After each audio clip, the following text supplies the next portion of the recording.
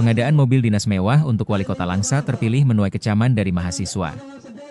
Para mahasiswa yang tergabung dalam Himpunan Mahasiswa Islam, HMI Universitas Samudra Negeri Langsa berunjuk rasa di depan kantor Wali Kota Langsa.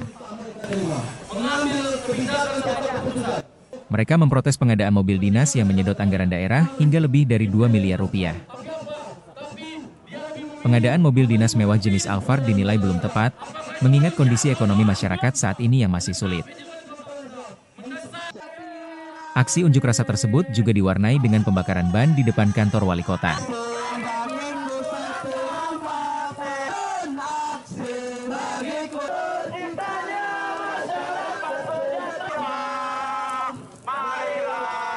Situasi sempat memanas saat mahasiswa melemparkan puluhan telur ayam ke arah anggota DPRK Langsa yang hadir saat itu.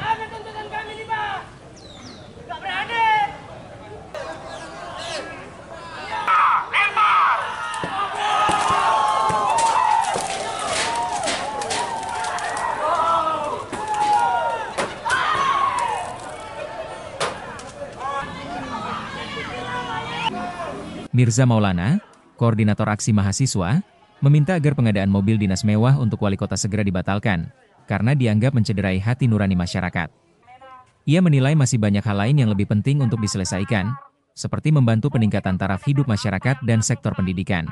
Terkait dengan mobil, kami meminta HMI Cabang Langsa untuk segera membatalkan pembelian mobil mewah seharga 2,2 miliar. Karena kami menilai masih banyak hal yang lebih penting, Pak, untuk diselesaikan. Kita hari ini sedang mengalami penurunan ekonomi, pendidikan, dan UMKM kan gitu. Saya pikir penting rasanya untuk kita mendahului ekonomi, kemudian membantu masyarakat, dan batalkanlah pembelian mobil mewah itu karena saya pikir itu tidak berperi kemanusiaan.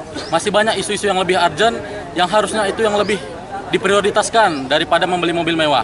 Untuk diketahui, selama ini Wali Kota Langsa sudah mendapatkan mobil dinas jenis sedan Honda Accord senilai 950 juta rupiah untuk mendukung kegiatan operasional, dan kondisinya masih sangat baik. Tim Liputan Aceh Video.